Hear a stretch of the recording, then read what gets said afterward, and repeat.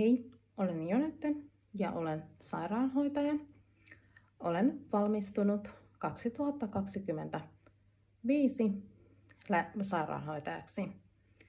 Olen hyvin sosiaalinen, motivoitunut työntekoon, aina valmiina tarttumaan uusiin työtehtäviin ja kehittämään itseäni. Otan aina huomioon potilaita ja heidän omaisiaan. Olen hakenut työtehtävään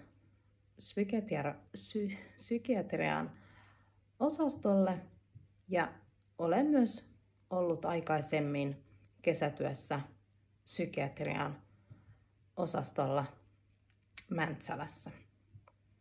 Tähän työtehtävään haen, koska koen olevani sopiva työtehtävään kokemuksen kannalta ja koen, että pystyn hoitamaan potilaita ja olla heidän avukseen heidän tilanteissaan. Ja hoidan potilaita yksilöllisesti ja enkä ole tuomitseva ketään kohtaan. Arvostan potilaita ja olen aina valmis auttamaan. Innolla lähden tekemään töitä ja valmiina uusiin haasteisiin ja kehittämään itseään.